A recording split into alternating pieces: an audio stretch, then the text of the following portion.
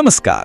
ચાલો આજે એક એવા વિષય પર વાત કરીએ જે ખરેખર આપણા સૌ માટે ખૂબ જ મહત્વનો છે. 18મી મે.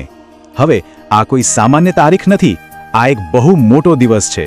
આશાનો, વૈજ્ઞાનિક સંશોધનનો અને પબ્લિક અવેરનેસનો, જેણે આપણે વિશ્વ એઇડ્સ વેક્સિન દિવસ એટલે કે વર્લ્ડ એઇડ્સ વેક્સિન ડે તરીકે ઓળખીએ છીએ.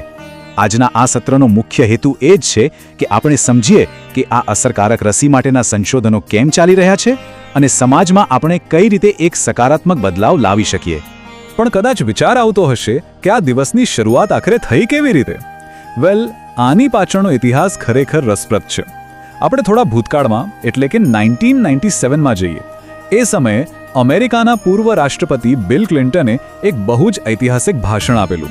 એમણે ભારપૂર્વક કહ્યું હતું કે જુઓ, HIV માટે રસી શોધવી એ સમયની માંગ છે અને એના માટે આપણે વધુ વૈજ્ઞાનિક પ્રયત્નો કરવા જ પડશે. અને બસ આ જ ભાષણથી પ્રેરણા લઈને બરાબર એક વર્ષ પછી 18 મે 1998ના રોજ આ જાગૃતિ દિવસની સત્તાવાર રીતે શરૂઆત થઈ ગઈ. તો આગળ વધતા પહેલા ચાલો એ સમજીએ કે આખરે આ HIV અને એઇડ્સ છે શું. આ બંને વચ્ચેનો મૂળભૂત તફાવત જાણવો ખૂબ જ જરૂરી છે. મોટાભાગે આપણે જોયું છે કે લોકો આ બંને શબ્દોને એક જ સમજે છે, પણ એવું નથી. સૌથી પહેલાં HIVની વાત કરીએ. HIV એટલે હ્યુમન ઇમ્યુનો ડિફિશિયન્સી વાયરસ. આ એક એવો વાયરસ છે જે સીધો જ આપણા શરીરની ઢાલ પર એટલે કે આપણી ઇમ્યુન સિસ્ટમ કે રોગ પ્રતિકારક શક્તિ પર હુમલો કરે છે. સાવ સરળ ભાષામાં કહીએ તો આ વાયરસ આપણા શરીરની કુદરતી રક્ષણ કરવાની જે સિસ્ટમ છે ને એને અંદરથી ધીમે ધીમે એકદમ નબળી પાડી દે છે. હવે આ બંને વચ્ચેનો તફાવત બરાબર સમજી લેજો.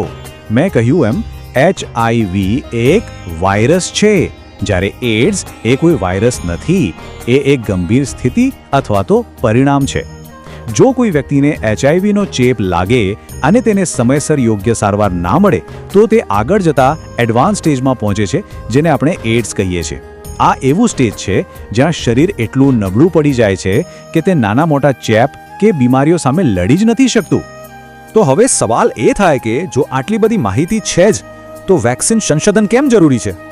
જ્યારે આપણે આ મેડિકલ તફાવત સમજી લીધો છે ત્યારે આપણા મનમાં એક બહુ જ વ્યાજબી પ્રશ્ન ઊભો થાય કે ભાઈ, શા માટે એક સંપૂર્ણ અસરકારક રસીની હજુ પણ જરૂર છે? રોગને માત્ર અમુક દવાઓથી કંટ્રોલમાં રાખવો અને તેને હંમેશા માટે થતો જ અટકાવવો, આ બંને વચ્ચે જમીન આસમાનનો ફરક છે અને આપણે આ ફરકને સમજવાની જરૂર છે. આજે મેડિકલ સાયન્સે એટલી પ્રગતિ કરી લીધી છે કે અત્યાધુનિક દવાઓથી HIV ધરાવતા લોકો પણ લાંબુ અને એકદમ નોર્મલ સ્વસ્થ જીવન જીવી શકે છે. એ બહુ સારી વાત છે. પણ આ માત્ર એક બચાવ છે.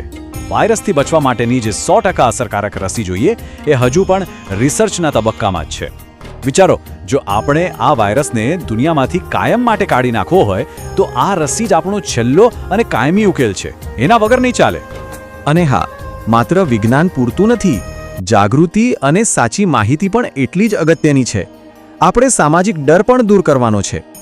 લેબમાં સંશોધન ભલે ચાલતું હોય, પણ સમાજમાંથી ગેરમાન્યતાઓ દૂર કરવી એ આપણા હાથમાં છે. આજે એક વાત સ્પષ્ટપણે સમજી લઈએ કે HIV કોઈ સામાન્ય સંપર્કથી, સાથે બેસવાથી, ભોજન શેર કરવાથી કે માત્ર હાથ મિલાવવાથી બિલકુલ ફેલાતો નથી. આ બધી અફવાઓ છે. તેના ફેલાવાના મુખ્ય કારણો ખૂબ જ ચોક્કસ છે, જેમ કે અસુરક્ષિત શારીરિક સંબંધો, સંક્રમિત લોહી ચડાવવું, વપરાયેલી કે સંક્રમિત સોયનો ઉપયોગ કરવો અથવા તો ચેપગ્રસ્ત માતા દ્વારા તેના બાળકમાં થતું સંક્રમણ. એકવાર આપણે આ સાચી હકીકત સ્વીકારી લઈશું ને એટલે પેલો ખોટો ડર આપોઆપ ગાયબ થઈ જશે. આ સાચી માહિતી જ આપણા સમાજને સ્વસ્થ રાખી શકશે. સમયસર ટેસ્ટ કરાવો અને યોગ્ય સારવાર લેવી એ તો અગત્યનું છે જ, પણ સાથે સાથે એક બીજું કામ પણ કરવાનું છે. આપણે પેલી બીક કે સામાજિક ડરની જગ્યાએ લોકો પ્રત્યે સહાનુભૂતિ લાવવાની છે. જ્યારે આપણા સમાજમાંથી આ ભેદભાવની દિવાલ તૂટશે ને ત્યારે જ સાચા અર્થમાં આપણે કહી શકીશું કે હા, હવે આપણામાં જાગૃતિ આવી છે. અને આ જાગૃતિ લાવવામાં કોનો મોટો ફાળો છે? આરોગ્ય કર્મચારીઓ અને વિજ્ઞાનનો. ચાલો એમના યોગદાનની વાત કરીએ. આ બધી જ પ્રગતિ પાછળ એક એવો મોટો વર્ગ છે જે દિવસ રાત જોયા વગર અથાગ પરિશ્રમ કરી રહ્યો છે.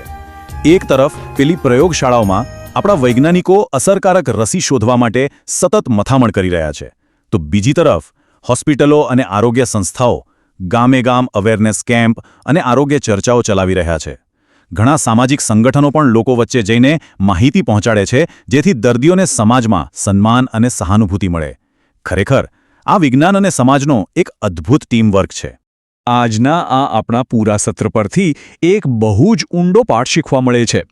જો આપણે કોઈ પણ ગંભીર બીમારી સામે માનવજાતને બચાવવી હોય ને તો ત્યાં માત્ર લેબોરેટરીની દવાઓ કામ નથી આવતી. એના માટે 3 વસ્તુઓનું બહુ જ પાવરફુલ કોમ્બિનેશન જોઈએ. પહેલું જાગૃતિ, બીજું વિજ્ઞાન અને ત્રીજું માનવતા. આ ત્રણેય ભેગા મળશે તો જ આપણે જીતી શકીશું. તો છેલ્લે એક બહુ જ પ્રેરણાદાયક વાત સાથે આપણે આજના સત્રનું સમાપન કરીશું. જાગૃતિ અને વૈજ્ઞાનિક સંશોધન સ્વસ્થ ભવિષ્યની ચાવી. જોરદાર વાત છે નહીં? પણ યાદ રાખજો, આ માત્ર સાંભળવા પૂરતો વિચાર નથી. આ આપણી એક જવાબદારી છે. જુઓ, વિજ્ઞાન તો રસી શોધવા માટે પોતાનું કામ કરી જ રહ્યું છે, પણ શું આપણે બધા એક સમજદાર સમાજ તરીકે આ ભેદભાવ અને ખોટી માન્યતાઓ તોડવાનું આપણું કામ કરી રહ્યા છીએ ખરા? આ એક એવો સવાલ છે જેના પર આપણે સૌએ શાંતિથી વિચાર કરવો જોઈએ. બસ આવી જ રીતે નવું શીખતા રહો, જાગૃત રહો અને સ્વસ્થ રહો.